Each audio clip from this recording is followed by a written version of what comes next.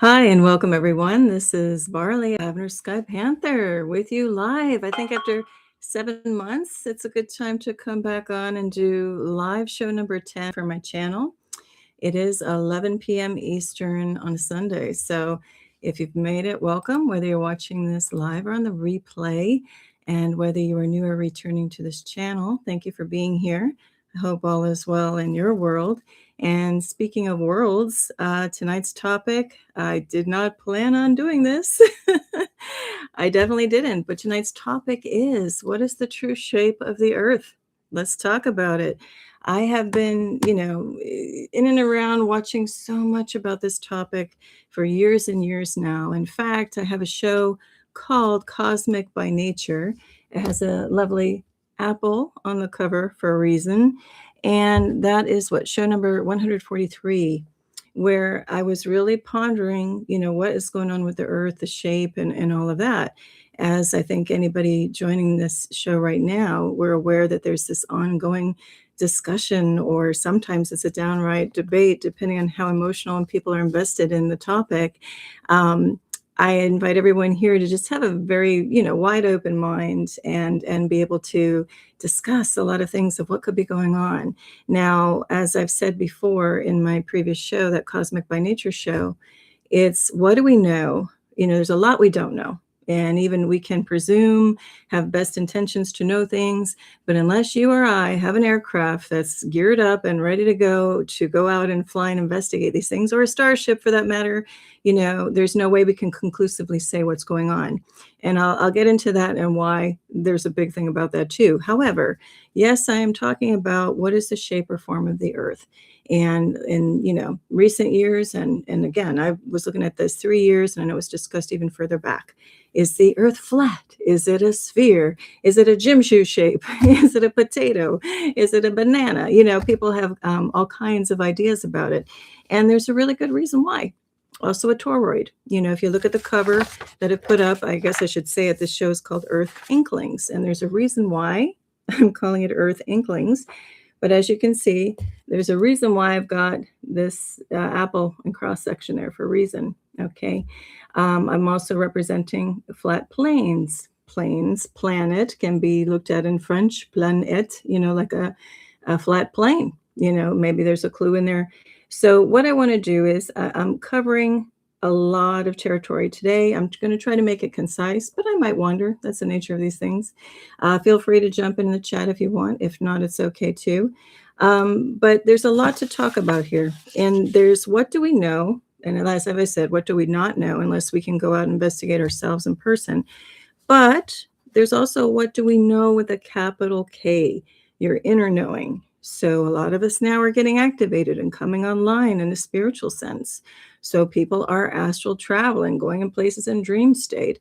And some are able to retain some of those memories in those dreams, which can also be a form of lucid dreaming, where you can kind of even navigate and remember and can kind of control where you're going, kind of thing.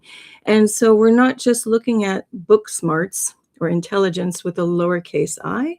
We're looking at intelligence with an uppercase I, which is a communication with the divine. The divine knowledge that streams through us comes in many, many forms.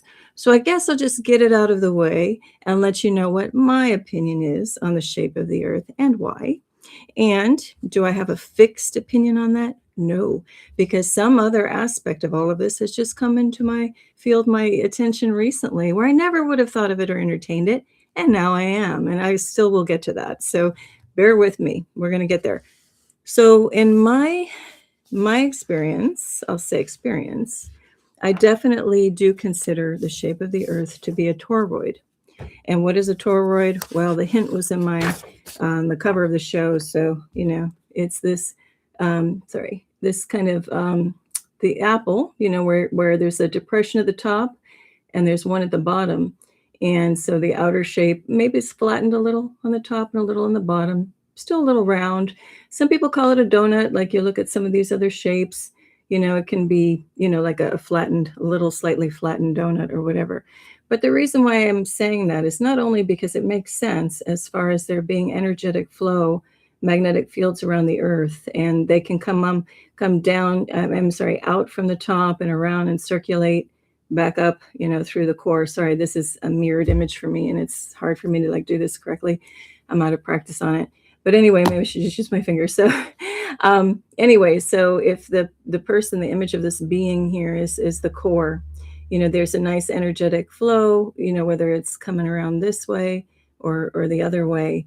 It's a nice circulation of flow, and the planet is a living and pulsing being, and I'll explain why I'm going to get to that conclusion too. But anyway, so just for all intents and purposes, to me, a toroid makes sense because it is somewhat, spherical. There's also a flattened portion. So I think when people say, well, I think it's absolutely flat, or somebody says, I think it's absolutely a globe, or I think it's a toroid, or I think it's a this or that, what I'm here to say is we're all right, because there's some aspects of this Earth of ours that I think a lot of aspects have been hidden about it. There's also memories of wherever we came from. Our divine spark came into our body from somewhere. I'm going to say galactic, outside of anything, to do with the Earth. And that carries with it also of memory and a knowing with a capital K of what this Earth, looks like if you're coming, quote unquote, from the outside in. Anyhow, let me move along. So just for fun, I'm just going to hold up different shapes. So that's the apple form. What's interesting is the picture I'm showing you is if it's cut like this vertically, and then you see, the indentations on the top and bottom. What's interesting is if you turn it this way, if this were like the North Pole, so to speak, and you cut it this way, what happens? The seeds inside form a star shape, like fanning out. I think that's interesting. That's just a little aside, but we could say, hey, I think it's a pomegranate. There's a lot of Renaissance artworks and things that show this prominent form. And much like the apple, when I get to it, it's just funny, coincidentally, talking about the toroid, or is it coincidental, or is this a hint drop in history? What is very prominent right now? Apple. Think of it. We've got Apple computers, everybody with their flip top up or on their phone. You've got the image of the apple. But what's different about it, there's a bite out of it. So it's kind of like a wink and a nod, I think, kind of like mocking the public, that they know a lot of what's going on with the real nature of our world and our Earth. Not just the apple, on there, but also what the apple means, the origins of it all. Our origin story, our collective origin story of Earth is what? Garden of Eden, and the famous apple, or whether you call it a pomegranate or persimmon, whatever the heck it was, that's prominent in the story. And I think it's not just about fruit or the forbidden fruit or the low-hanging fruit. That was about secrets to the universe. That is about what is the true nature of our Earth and the shape of it. And I believe the apple was put in there for a reason. There's also in popular music, there's songs that talk about the world is just an apple rolling in space. And then we get into, okay, is it rotating or whirling or not? I'm not going to go there on this show. However, just for fun, I'm going to roll it out. One more shape. Could it be an acorn? Could it be whatever? Little Christmas ornament shows it as a globe. Okay. Anyhow, let's move along. So with the shape of the Earth, we also get into the discussion of, is it hollow or not? And I'm going to kind of just breeze over this topic, and then I'll get back to my 3 or 4 core reasons why I believe it's a toroid, and then we'll go into other shapes and other interesting aspects of this discussion. But anyway, I just wanted to bring it up. So if you're not familiar with hollow Earth or inner Earth, there is a lot in ancient cultures that talk about it. In the Tibetan and Far East, they say that, yes, it is hollow. There's a light source, like a sun source. And it's called, there's a city, or like a beautiful city, mystical city called Shambhala. Okay, so that's one notion there. Then there's also in late 1800s, there's an account that was taken down in the early 1900s called the Smoky God, or A Voyage to the Inner World. I've read this. It's very interesting. Some can speculate, is this a true and accurate recording? I think it is. I think it's pretty faithful. And I think this journey, I don't want to give it away. It's only about 60 pages or less. A journey of, I'll just say basics, is a father and a son who make it to inner Earth, and they give an account of what they have encountered there. It's very interesting. That's from further back. And then we get into the travels of Admiral Byrd, who did reportedly fly over the North Pole in 1926. And then he flew over Antarctica in 1929. went back for a military operation called Operation High Jump just after World War II. There's a lot there I'll get to, towards the end of the show. And I just happened to look at the clock for anybody who loves the numbers. It's 11:11. Okay. Anyway, back to, is there, a hollow or inner earth? That would totally go against, all the models shown that there's like a metal, iron or ferrous ball at the center, and then a lot of magma and a mantle, and we're done. I never subscribed to that as a kid. I don't believe it at all. In my heart, it never sat right with me as being accurate. And so just even as a kindergartner, I just thought something was, or maybe first, second grade when I first heard of it, I went, that's not right. I just had a closer memory to my connection coming in on this planet that was totally false. So for me, I resonate more with this kind of a hollow earth type of a idea. And also, I'm just putting this here. It's Mount Kailash, I think on the western edge of Tibet. And I mean, this thing is massive, and it looks like, structured pyramids. So goodness knows what's under there. It's supposedly there were, tunnel entrances and entrances to inner earth from there. And I will say that I did astral travel down to an opening or entrance. I don't know if it was in Tibet or where I was, but because I had a crystal that was heavily tied to ancestral energies, which happened to be linked to a Stonehenge because the crystal was Presley blue stone. I don't have my example here. I've shown it on other crystal shows.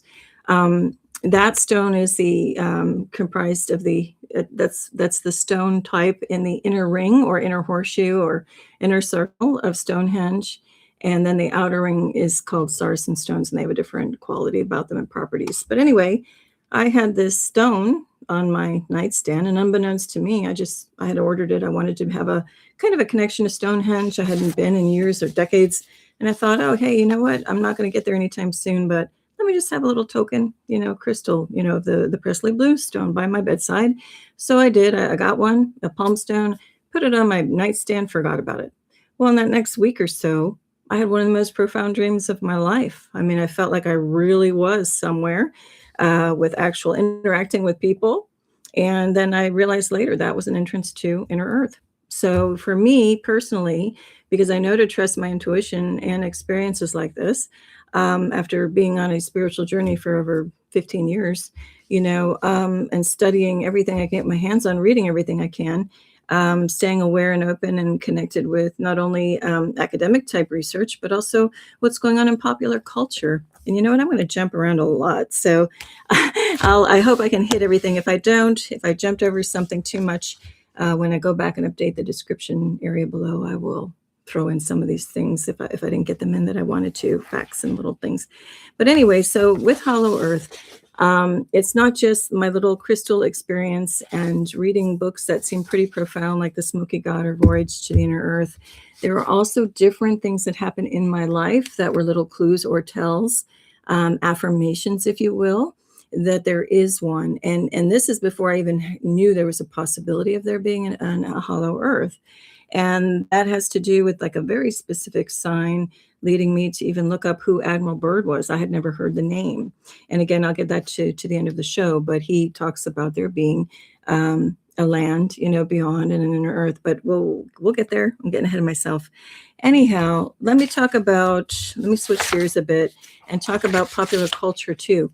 I've been recently putting on my YouTube Shorts tab of my channel here in Lavender Sky Panther. I have been putting some hint drops, I'm calling it, under the Shorts tab. They're only like under a minute. I'm trying to make them as short as I can. But yes, there is predictive programming in movies, talked about in the past. And also, now I'm calling them hint drops because that's a little more than predictive programming.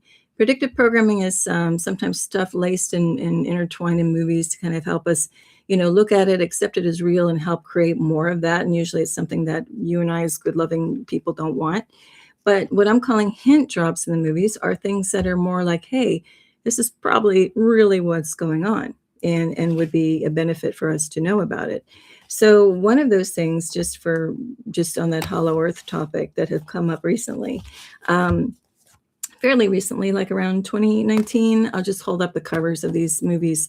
So like Aquaman came out, and spoiler alert on this, by the way, what I'm going to cover on the show.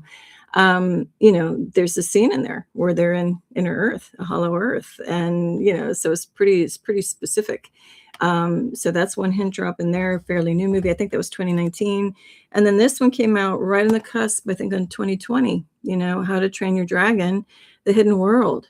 And that they're going to far Arctic. This is like a Viking-based, animation film for kids.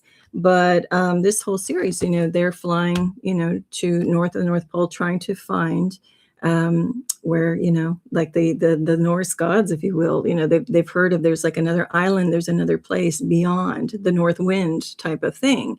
And that's totally in here. And actually, this movie came out right before the whole COVID thing shut down everything. So I thought that was weird in the timing. Also, the whole shutdown thing happened right when Star Wars: The Rise of Skywalker came out. And there are so many tells or hint drops in this movie. And actually, I did just post, I'm like jumping all around. I have a little stack. I was trying to keep in order, but that's not going to happen. Just a little slideshow order ain't going to happen tonight. So bear with me.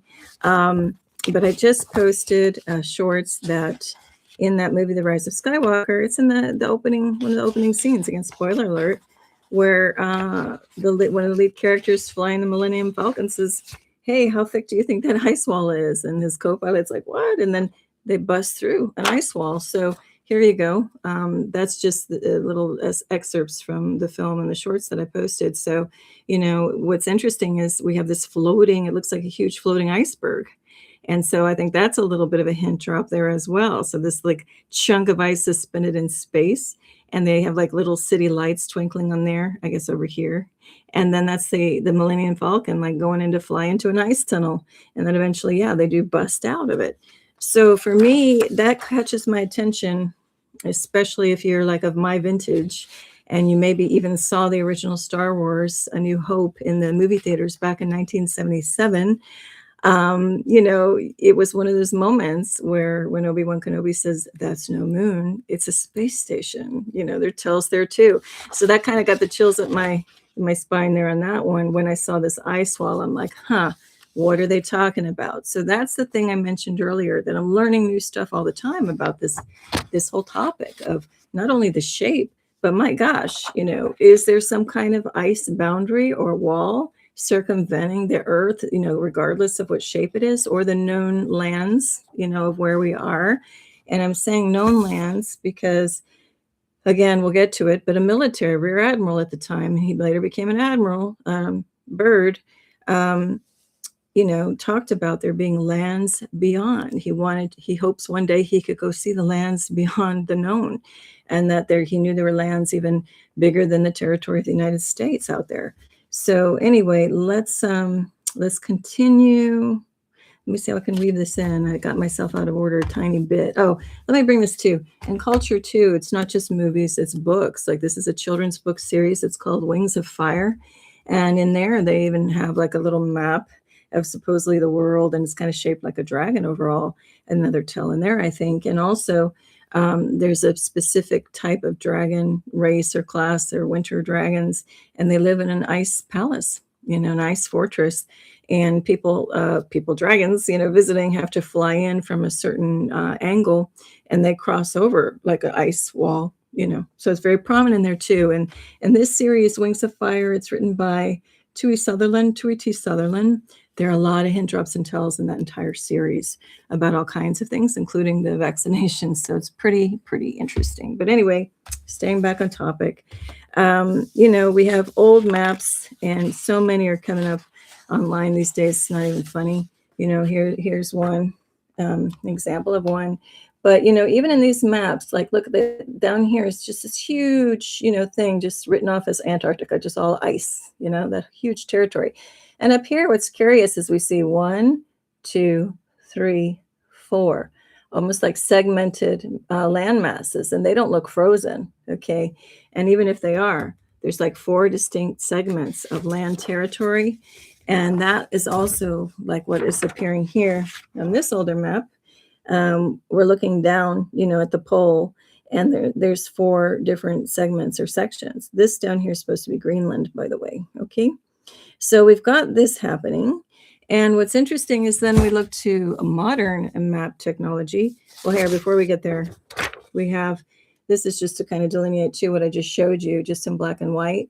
But I find it curious that even in this depiction of it, it's kind of telling it's a toroid because we got a flattened area down here, flattened here, and then it's bulged out. So that's just a little wink that I think, it's also pointing to there being a toroid. And I will get back to my other thought in a second. And also, hang on, let me get to it. I need to jump into the deck because what I want to show is very important. And this gets into what are we being shown in maps these days and how easy it is to delete things off of maps. I'm looking for one more slide, guys.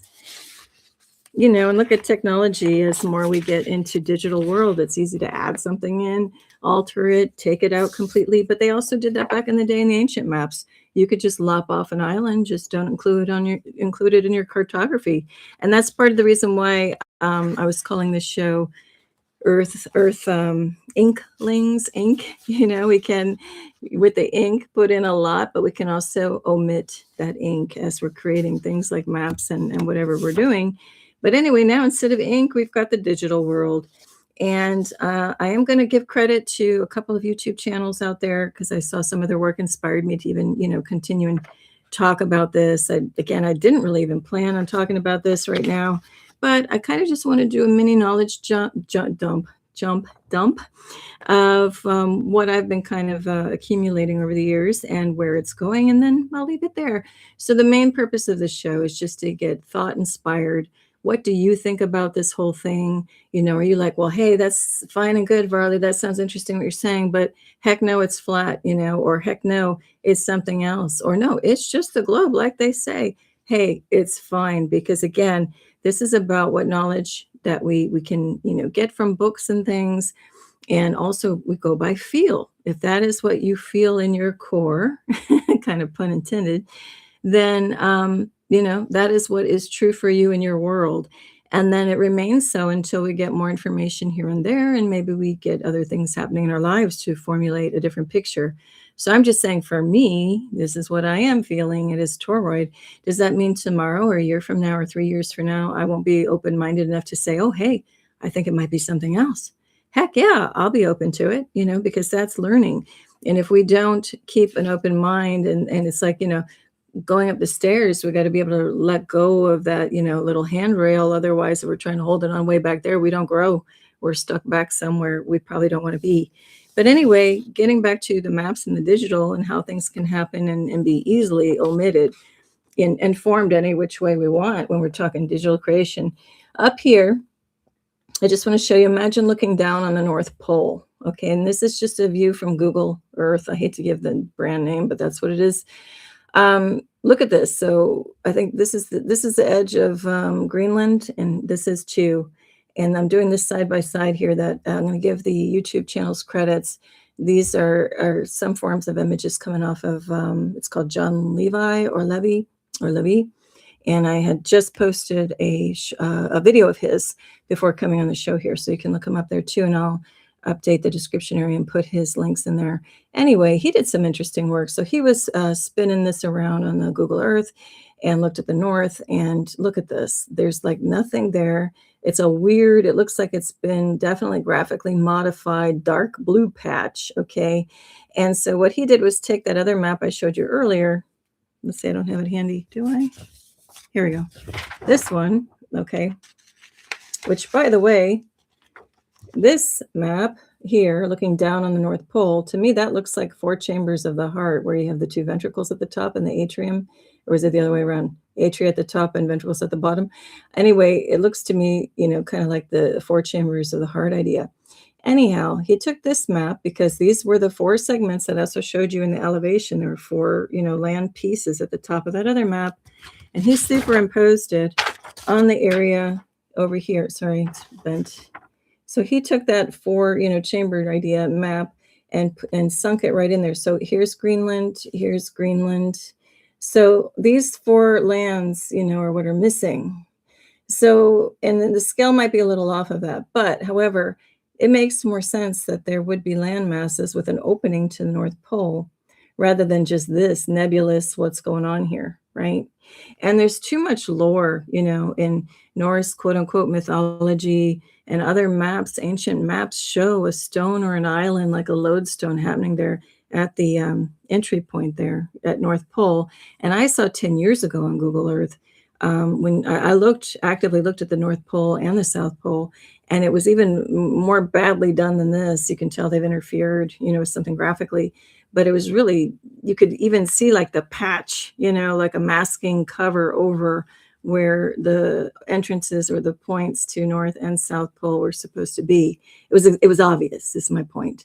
But anyway, I did post a video done by this other gentleman that I highly recommend that you check it out. He does a nice deeper dive into all of this with the maps. But anyway, so again, for reference, this whole dark patch is this here, okay?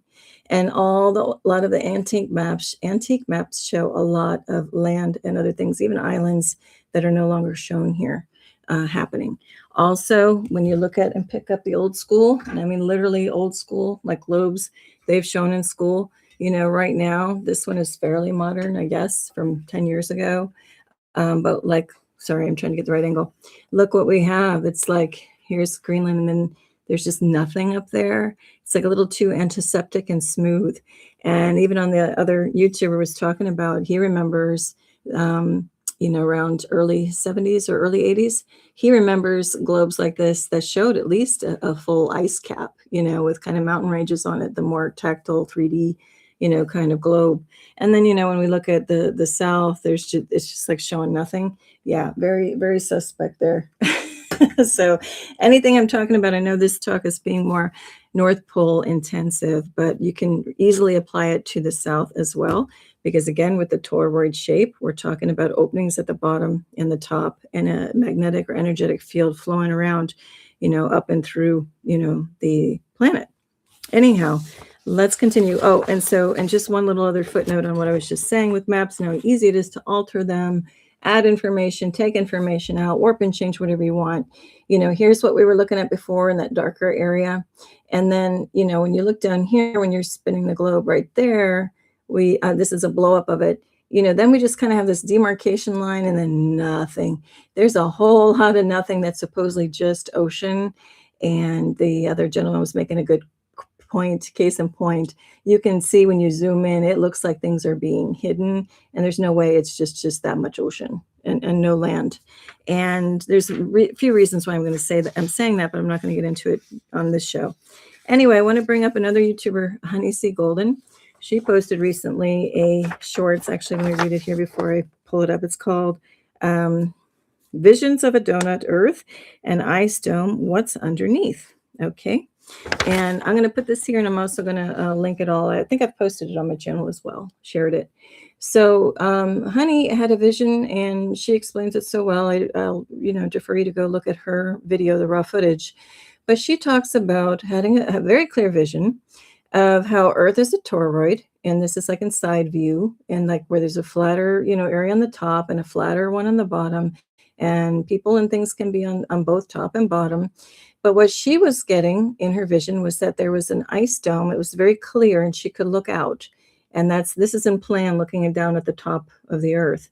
So she was looking at our known territory being in here, and it covered in a clear ice dome. Now that can be ice. This was for her, but it can be plasma. It could be any number of things, that's clear or translucent. In this case, she was getting ice. And then that would be our known territory of Earth. But then further over here, would be a lot more lands and other things. So that's why some people say extraterrestrial doesn't have to be galactic.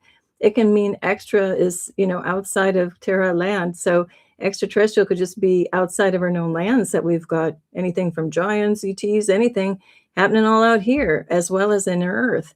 So this really opens things up if you have an open mind, this kind of scenario.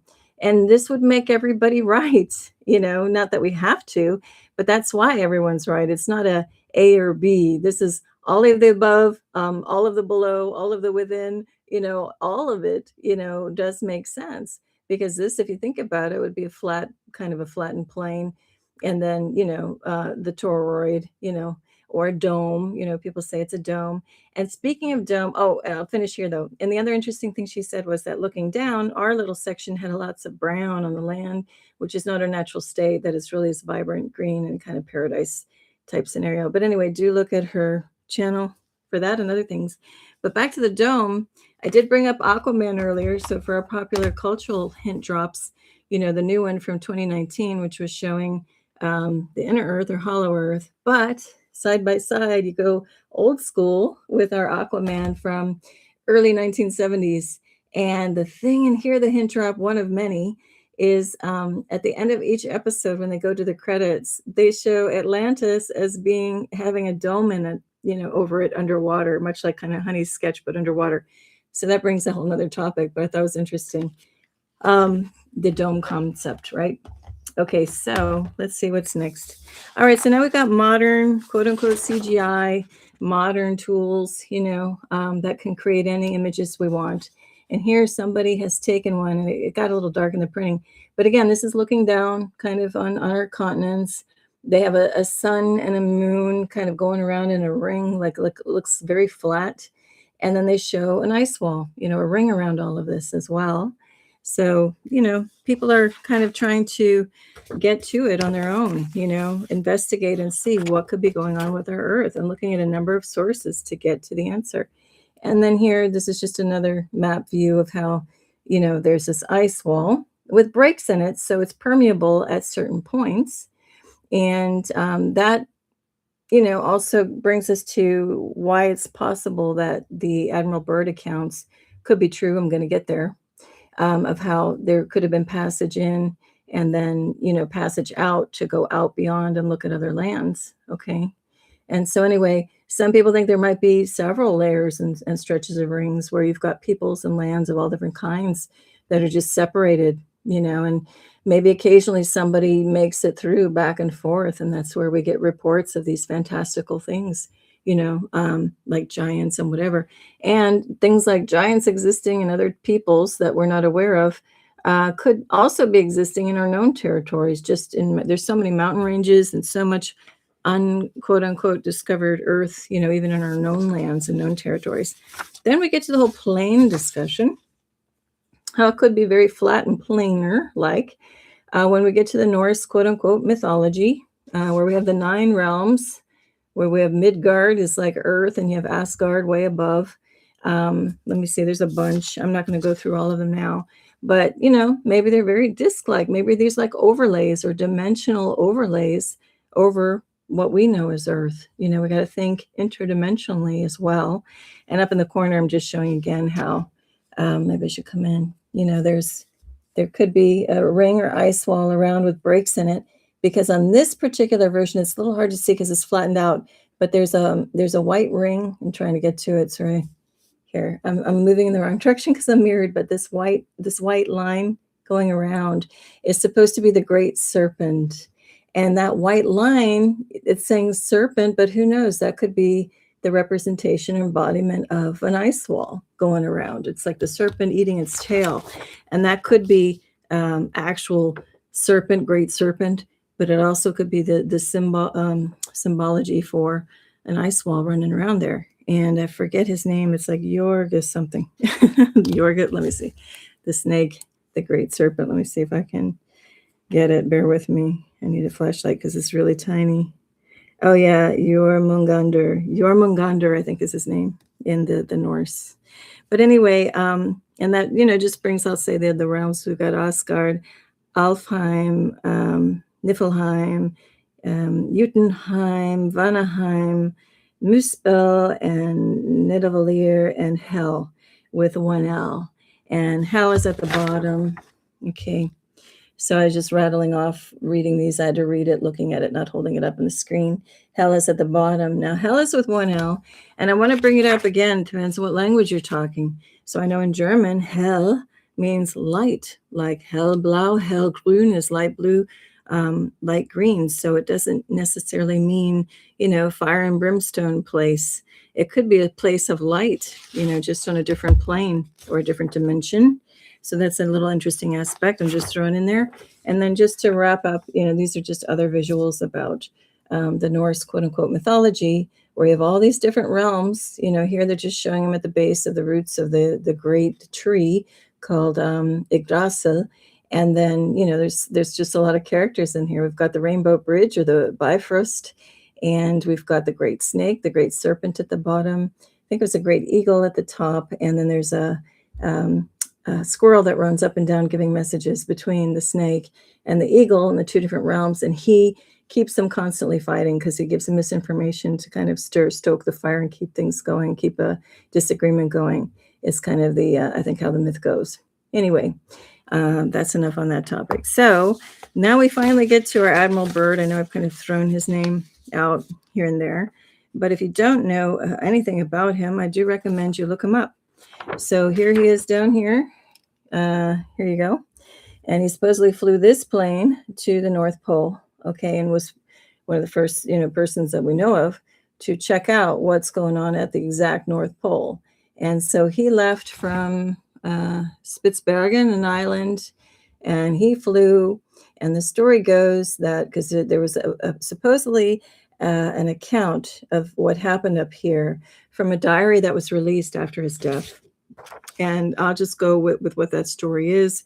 You can suss it out and feel it out for yourself if it's true or not. But how the story goes is that he and his radio man, he flew with someone, were flying over, to see what was going on at the North Pole, when all of a sudden the instrumentation went wacky. They couldn't get any readings. Everything went, haywire, and they kept flying. And then all of a sudden they're flying by sight. So they're low enough to kind of see the land below them. And also with this airplane technology, they had to kind of be low in altitude. Anyway, suddenly he says, wait a minute, I'm seeing green lands. We should be seeing ice. And he saw greenery. And then he looks even more and he tells his radio man, hey, those look like elephants. And he's like, no, they're mammoths, things that should be extinct. And then they fly, and he's flying, I forget how many hundreds of miles or whatever, or wanted to. Lots of land opened up ahead of him, but they were looking at their gas and they, had to kind of make it back. But he was really tempted to keep going to see what's going on. So he's talking about lands upon lands, beyond what was known. So they come back, but in the meantime, they get an encounter. They get pulled in a tractor beam, and then they encounter this whole inner Earth beings. And with advanced technology, crystalline cities, and on and on. But anyway, I invite you to look at that too. And in that story, I believe there's a lot of truth there, because his radio man apparently was talking about what they experienced with that, like going into inner Earth and all of that. And military got a hold of him, and basically, I don't know if they committed him. Back then, they just threw you in an insane asylum if you were speaking out against, what they wanted you to, if they wanted you to be quiet. And I think something like that happened to him. They deemed him crazy. So Admiral Byrd didn't follow that path, kept his mouth shut, and advanced through the ranks. But apparently, he passed, and it was found in some records in a university in Ohio or something, the diary. So I don't know if that's true or not. I found out that he had a son that apparently in his close to 60s was going to some event to honor his dad. At least this is how the story goes, what I was just looking up. And apparently he didn't make it there, and he was found dead in some warehouse somewhere else. So, there's ways to keep people quiet. And back then, this information was not supposed to get out. Now, I think we're at a time where the tide has turned. Truth is getting out there, whether the suppressors do something or not, because there's that beautiful divine activation. And a lot of us are, quote unquote, waking up and getting messages independent of controllable media outlets. So it's a beautiful thing, a beautiful time to be here looking at information. So anyway, that was the story of Admiral Byrd. But then Admiral Byrd went down. That was in 1926. Wait, did I say that right? I think it was 1926. They went to the North Pole, he and his radio man. Then in 3 years later, 1929, they go down to the South Pole and take a look and survey that. Now, what's very interesting is that Admiral Byrd died in 1957. In 1958, NASA was formed a year later. A year after that, in 1959, that's when there was a treaty for everybody to be a lot allied around Antarctica, that there wouldn't be any, fighting over Antarctica. So here you have all these countries that normally supposedly are at each other's throats and fighting, are now skipping along hand in hand and agreeing to go by some kind of code that they're going to be play nice down there in Antarctica under secrecy. So it makes you kind of wonder what's going on. Anyway, Admiral Byrd had a very key role also. So World War II ends in 1945. It's reportedly that the Nazis under Hitler was supposedly obsessed with kind of things, all things esoteric and the mystical and all of that. And he was supposedly trying to find hollow earth, tunnel entrances to hollow earth. And they apparently found tunnel entrances to Antarctica with submarines. So there's a whole nother thing to explore there if you're into what could have happened after World War II. Did that even go down how we were told? We know that all the top quote unquote scientists and things came from Germany over here to form NASA. So I think it's equally possible a lot of the key figures and players faked their deaths and did take a submarine and found themselves down at a base in Antarctica. I totally think that's possible. And there's actually even from the 50s some Russian footage found online. At least I found it about in 2018 or so, and I think a lot has been scrubbed since. But there was you could tell they were real, old-fashioned reel-to-reel movie tapes of 1950s footage. And this is for Operation High Jump, which happened in 1946. Admiral Byrd was leading Operation High Jump military operation, ton of ships and carriers and whatever, or at least frigates. I can't remember the exact nature of each of the ships, but a substantial military force came with him in 1946, supposedly just to, I guess, check out resources. It wasn't quite clear. But think about it. The war had just ended, supposedly. So why are they going down a year later with a huge military force? That's what I think, it substantiates that. Probably a big part of our quote unquote enemies, they're probably frenemies, had found passage to Antarctica via tunnels and things, and whatever. So my point is that whole contingency, they went down to Antarctica under the banner of Operation High Jump. And there's Russian footage of UFOs flying over the ships because they were involved down there too, and flying over their ships. And there's reports at the same time of their aircraft flying along and then just crashing into an invisible force field. This is all happening down in Antarctica. Now, the propaganda reels that they would show in front of movies are saying, oh, and our heroes are coming back and everything was great. No, they were hightailing it out of there. They were leaving under duress and getting the heck out of there because whatever battle they were, coming up against was not of normal human technology. And so they pulled out right quick. So if you look at that and the timing of everything, that gets really, to use an older word, that gets really juicy, really interesting. So, but I'll leave that aside for now. But the point is that Admiral Byrd has an entire story of encountering a wise being, giving Admiral Byrd a message to come back and tell the surface world people, hey, don't use bombs and all of that, because you put a ripple effect that, kind of just shears on through all of these other dimensions and peoples that we're not even, people like us aren't even aware of. So there's a lot to it. I'm just dropping things as I go. If any of this sounds like something you want to explore further, that's why I'm bringing it up. If you say no, thank you, then just cruise on by. I could care less. I know what I know with a capital K, and I know what I'm open to learning all about. So my point is that even though I know in my understanding that it's a toroidal field and a toroid that we're dealing with for the shape of the earth, and that there's a hollow earth as well, and a sun source of sorts in the inside as well. I also am open because I hadn't really thought about the whole ice wall concept at all. And I think that's very possible because I think Admiral Byrd and his radio man, they very well could have just, kind of slipped in through one of those cracks in the wall that's shown on one of those maps, and gone beyond, and then found their way back in. So I think it's very possible. Also, I just want to bring up that on some of these things that I'm talking about, especially if you're looking at YouTube information that seems credible, again, we're in some crazy times now, as you all know, with AI. we've been kind of been drip fed, I think, that, AI, ooh, is kind of rough, and you would see a person trying to look like a real person, and the words coming out of them weren't in sync with the person's mouth, and ooh, look how rough, and ooh, we can tell when it's AI or if it's a real person. Well, I think they've always had the actual fluid, version of AI, that it's like in its perfected form, and they're just baby step giving us little drip feeds on, oh, look, it's clunky and it's not, it's glitchy. But now there's been a rapid jump. I don't know if you've noticed, just even in the last year, from what seemed to be, oh yeah, I can tell that's AI easy, to, oh, wait a minute, they're getting good, at making a human look human. And it's obviously not a real person, but they're making it look very real. And I think they've just done, leaps and bounds at bringing that into our day to day, like any YouTube ads and things. Increasingly, they're showing this more like, wait, I got to look a little extra. I got to take a minute to make sure, is that a real person or is that AI doing this? AI mimicking it.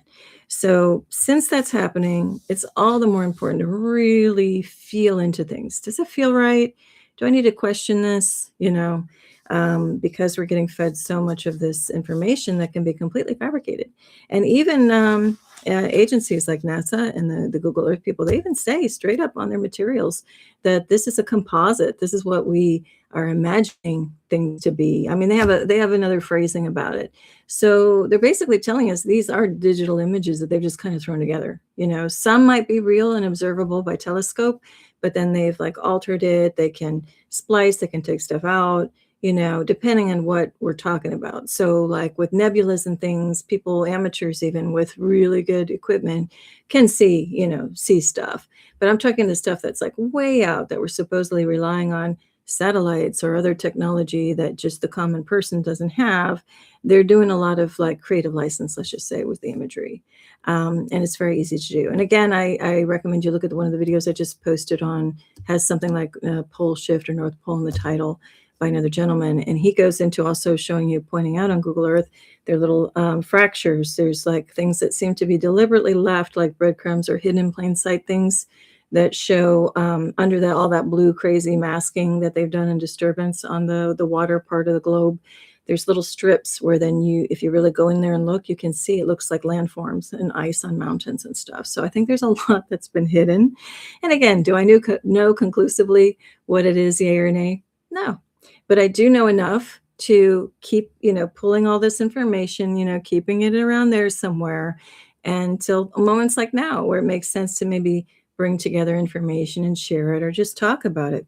Now, the reason why I'm bringing that up is when we go online, I love looking at people's comments, because there's all of us with a lot of different experiences, and especially if you're different age groups, and just different experiences on this planet. A lot of extra color, as they say, can be added to some of these things to help us make intelligent, informed, opinions about what we're experiencing and what we're, saying we believe in, right? For at least the time being. Now, let me just see if I left anything else out. I know I left a lot out, but let me just see if there's anything else. Let's see. I think that's good enough for now. Oh, there was one more thing about when I talked about how do you know the shape of the earth, and, and like I said, there's book knowledge, but there's also now going in with what you feel. And if you're getting any messages in dream time or anything connected with the divine and the magic of how the divine can bring things through to your attention. But also back in 2016, I encountered somebody, a friend actually, who I didn't know could do this, but they became a trance channel. So that's when you could be talking to somebody, everything's fine, and all of a sudden, like, they change, you feel a shift in the energy, and then something else is actually like in them, like speaking, kind of thing. That's one form of it anyway. And I was like taken aback because I didn't know the person could do this. And all of a sudden I knew there was a different being that was straight up channeling through. So the actual person kind of stepped aside for a second and whatever else started coming through. And I had a question, and because the person was allowing themselves, I found out later, to do that so that I could connect in with something else and ask the question. And it was something that wasn't of high vibration or negative vibration. It was like a neutral thing. And you got to be careful with, of course, any channeling. You got to make sure you're connected into something loving and positive and good. No trickster energy and all of that. So this one just felt like kind of neutral. And I don't even know why I knew how this worked, but I just said, okay, I guess the being said, do you have any questions? I said, yeah, ever since a little kid, going back to what I brought up in the beginning of the show, I knew there's no, iron or metal ball at the core of the earth. And then there's like magma and then the crust, and that's it. I know it doesn't feel right to me. And I'm like, what is it really? What is at the core of the earth? And then the being said, well, what, don't you know? And I'm like, no, that's why I'm asking you. I'm still kind of pondering, what could it be? I know what it isn't. And then the being was just kind of like, well, really, really, you don't know? Like, really think about it, kind of thing. And I'm like, no, I don't. So then the being kind of gave me an image, like sent over telepathic, like an image. And it was that the center is a heart, like a beating, living, pulsing heart, that the earth is a sentient being. People talk about Gaia, being being earth, the embodiment of earth, Mother Earth. And the more I was looking at the image that was shown to me, it really was that the inner core, this is another angle. I'm trying to look for my other map of the one that I was showing you from above with the 4 chambers. Give me a second.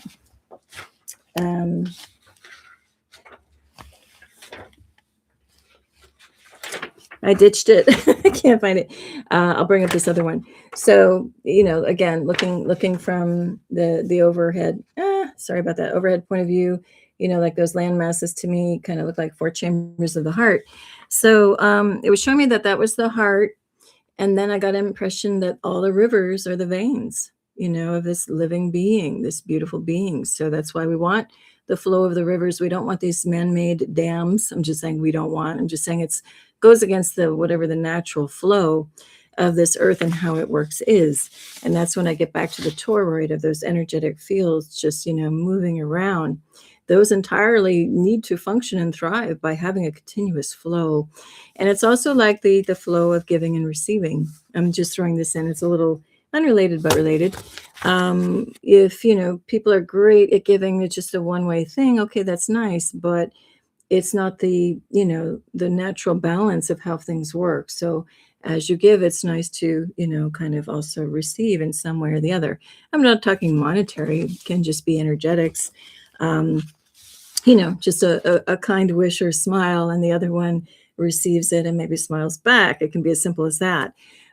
Or somebody gave you $5 million, you can't possibly ever give it back to them type of scenario. Maybe you can, this is just, basic example, but you can give them something made with love that you've put your energy into. You can even just bake cookies or give a hug, that type of thing. But, whether they give you 5 million, you give $1 back, it's just about some type of exchange, because it's about energetic flow, and anything that's stagnant or blocks it tends to bring about what? Dis-ease, right? So anyway, that's a little aside, and one more little aside, and I think I'll wrap this up. I don't think there's any questions or anything happening for the chat side of things. So I'm going to wrap this up on this little thing, because for whatever reason, this wanted to jump up on my table to show you. So this is a cover from a former live show that I did that was called Twinkle Twinkle Cat Fiddle. And it was talking about the nursery rhymes, how many of those have code, very important code for us to remember some of these hint drops and clues and things that we're newly discovering now and questioning about how our earth is and how our world is working. So in this case, we look to the skies, to the constellations. So I was, combining the little song, Twinkle, Twinkle, Little Star, with Hey Diddle Diddle, the Cat and the Fiddle. Now the Cat and the Fiddle one, the Hey Diddle, the Cat and the Fiddle, goes, if you don't know it, it's hey diddle diddle, the cat and the fiddle, the cow jumped over the moon. The little dog laughed to see such sport, and the dish ran away with the spoon. And I just wanted to say, for me, that's absolutely encoding the constellations. So we've got the cat is, Leo, constellation Leo. Lyra is the fiddle, because the lyre is also can be called a fiddle. So the cat and the fiddle, we've got Leo and Lyra. And then we've got the constellation Taurus is the cow jumping over the moon. The little dog is Canis Minor, the constellation Canis Minor. And the dish ran away with the spoon is the Big Dipper and the Little Dipper. The Little Dipper, is the spoon into the bigger dish. So anyway, that's just something fun if you want a little extra bonus thing to take you off the, is it flat? Is it a toroid? Is it a sphere? Is it a banana? Is it a shoe? Is it a potato? Discussions about our planet. Then I invite you to step off the planet, whether it's a plane or not, and look up to the heavens. And then, obviously, depending on what the Earth really is, it influences or has some interesting interplay with what are the constellations and the stars happening above us, and how does it all move and work together. So anyway, I think I've dropped enough to ponder, and I wish you all well. We are wrapping up a quote unquote calendar year. That's a whole nother discussion about time and what year is it really and whatever. Who cares? The point is that we're here and now, and we are here to anchor love and appreciation on this planet. And I do send out tremendous love to all of you and appreciate you for not only for being here, but for what your role is on this earth at this time. So for now, what do I want to say? Tremendous peace and love to all of you. Thanks for being here. Till next time. Lavender Sky Panther. Bye.